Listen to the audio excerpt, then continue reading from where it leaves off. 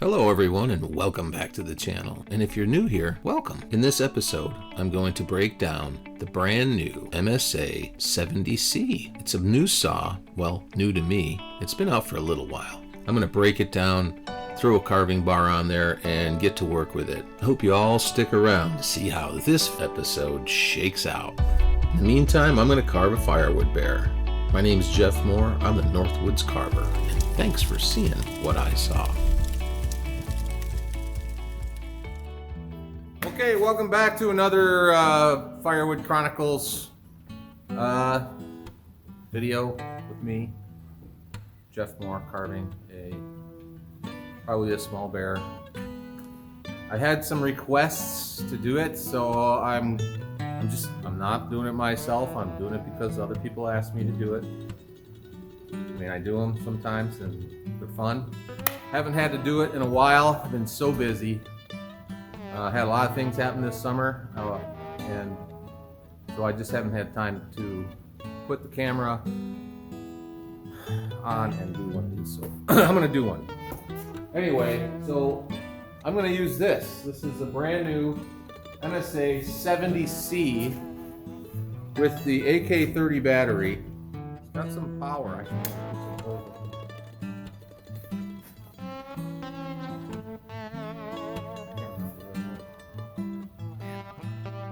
It comes in a kit. What was it? $3 something? $369. It was like $369. You get the saw, the AK30, which is the good battery, and you get one of those black chargers. So I was like, I have like 10 of those black chargers laying around somewhere, and I got them everywhere. They're everywhere, and I don't use any of them. Definitely go with the faster charging one. So it has this pretty cool situation here where you got your safety. So basically what it is here's your controls, your on off, your safety, whatever. And it used to be just an on off switch with the 140 and the 120. And this one has a variable speed.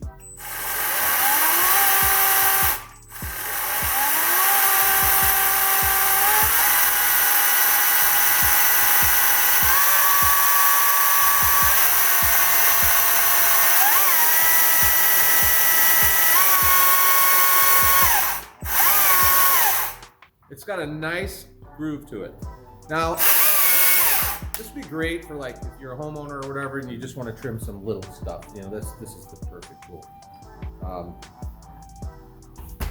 What I really like about it, seems to have a bit more zip than the 140. But I'm not sure. I got another 140 in the other room. But I think for homeowners, this would be great for pruning or whatever. Take a little trimming apple trees, whatever. It's a really nice little saw, or just delimbing anything on the ground. Here is the old. Boy, is this warm? This is physically warm. So here is this is the old tried and true. I've done a lot of carvings with this. This is a totally different body style, as you can see. And this has a 12-inch Samurai Legend. And it's more than enough. More than enough. Like I hear guys complaining about these all the time, right? Because they put like a, I don't know, they put like a quarter tip or whatever on them, and they're not. It's not that kind of saw, right? Like when you take the 120, which pretty much with a 12-inch bar, it's ridiculously stupid. Even a 10-inch roller tip, it's over bar, 100% over bar. So when you get a 120 or a 140, you need to you really want to see what it's all about, what its true potential is, and you need to throw on a little Samurai Legend. and it is a miracle worker. At that little 6-inch with the 43 gauge chain, quarter pitch, the saw actually has usable torque, so it becomes very easy to cut with. It's, as I've said in the other videos, it's the simplest in the tea house. That is what this little sucker is. And I've had this thing for a long, long time. You don't run them into cold, like if it's, like right now it's in the push 30 right now. And cold snap. But these are not really meant to be used in the cold. You don't want to get them wet, you know. This is for art. This is for making art, right? So then I have, that would be the, is that a 120? Yes, that would be the little 120. So the 120, I feel totally happy and satisfied and comfortable with all of those words, and also because of the fact that it does have plenty of power, even if it being a little wimpy 120, to run that 6-inch bar with that skinny little chain. It rips. I've had zero problems. As a matter of fact, I have a bunch of them, or had a bunch of them. I either gave them away because I upgraded to 140s, but they're great, especially for a little 6-inch bar. The 140's got a little bit more torque, a little bit more chain speed. Sounds really good. But this thing's like a scalpel, man. It's wonderful. Got more than enough power to run that skinny little bar and chain with ease. And it really gives you a different perspective. That's why I have both. Because I like to also, if you're doing detail on the back side of the carving, because it's all fun and games until you have to come around this way with a short bar pumping the body of the saw into the wood. So I like a little more reach. This thing is wonderful. So I'm going to put one of these bars on to the MSA. I got to get used to this, man. The MSA 70C, whatever. Eventually, I'll probably just have all 70Cs. But the variable trigger.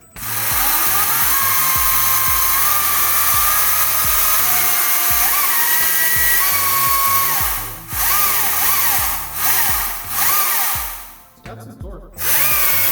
Now I want to see what this does with my Samurai Legend. So bam! Here it is, folks. Give you a close-up. Brand spanking new and gorgeous. That's the 9-inch Samurai Legend. That thing sounds wonderful. So that's that. So that's the new MSA 70C. I remember. So what I'm going to do today is I'm going to be using that saw a little bit, and I'll give you my genuine critique. I know a lot of people have problems with them, battery saws. I see people ripping on them all the time. And they're just not for everybody. They fit me to a T. That's why I have so many. I have so many batteries and so many saws and chargers. Because in the wintertime, I'm in my shop, in my heated shop. I occasionally will bring them out here, but I'll always, because my heated shop's right there, right behind the camera is a door. And that's my office, kind of, my archery room. And I'll just put like all my battery saws and my oil and everything when it's really cold outside. I'll just set it right in there. And when I gotta change my battery out, it's in a nice warm room. When it gets cold, it flashes red and it won't work. Just like me. So the other thing is the oiling. I don't think Stihl has figured it out. I think the little 120 and 140, it's like two oil fillings per battery life. We're on the 160 and the 200 and the 220. It's pretty much just like a regular gas saw. It's like just it will last the length of the battery. So that's really cool. But the little guys, you know, if that's all that's going to be a problem, to me that's not a problem. Because I'm able to do all the stuff that I do with those saws. And I'm an advocate for the little 140 and the 120, the 70C and the 50C. I don't know what they are. I guess what it is. I have zero idea what it is. But I'll probably buy one. But anyway, that's what happened today. I just happened to be in Big Mills and the saw shop, and I saw that thing, and I'm like, ooh, I gotta try that. So I ended up spending a little more money. I picked up, I have 4 MSA 194s. Is this the 194? Yeah, MS 194C. And on this particular one, I set this up basically for my wife, but I'm gonna definitely use this. So this is a 14-inch bar, 43 gauge roller tip on this little saw, and it's really good at blocking out little stuff.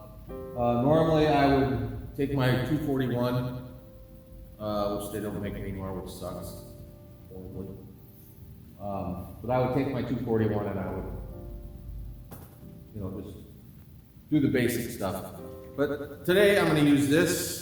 I'm going to test it out for the wife, and because she likes to do these little blockout bears, or gnomes and stuff, little pumpkins and turtles. And I don't want her using my 12-inch carbon bars for that. This is a better option. And then once she gets to the point where she wants to do some detail work, no problem. She'll grab a little battery saw. But yeah. So with that being said,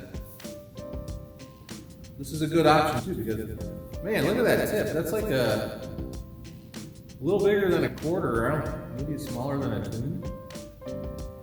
And it's a roller tip, so you can get busy with this thing. Oh, by the way, I know there's a lot of people out there that don't like 43 gauge. I love 43 gauge because I'm a slow carver and it slips through the wood. I know it's got limitations, but so do I. We both have limitations, and that's why we work well together. I'm thinking we only have so much width, so I'm always looking from the top down. And so bear with me. It's been a long time. Bear with me. Maybe I should name the video that. Bear with me. All right. So I'm just going to create like the butt. So this is a skinnier end. This is a fatter end. We'll put the butt back here. Getting out of my comfort zone. I usually carve right to left. So I don't want to get out of my comfort zone. Forget it. So I'm going to put the basic shape of my bear right here. And then you can't see that, I know, but so basically the butt's going to be, like right here.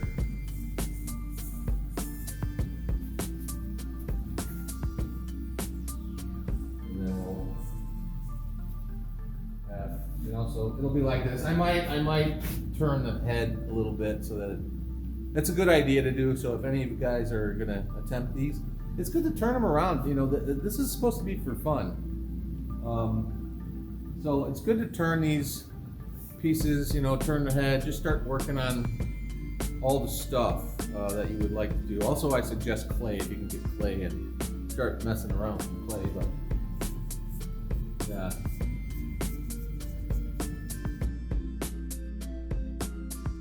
But this is what we're shooting for. So let's turn on that speedy footage.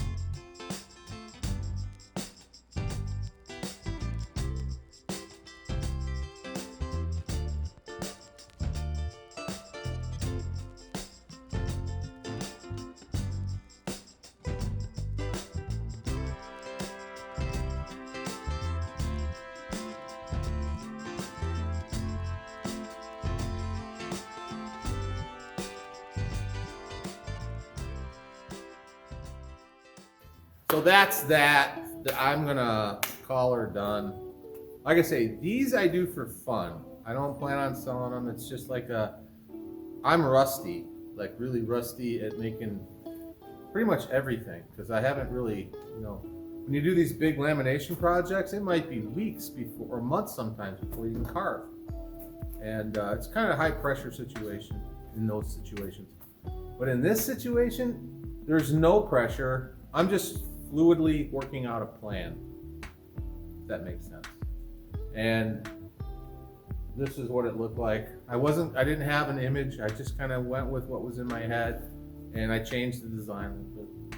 But yeah, so this is what I got. Anyway, thanks for sticking around for the end of the video. Thanks for watching this channel. And don't forget to like and subscribe and pound that notification bell. And I will see you on the next one.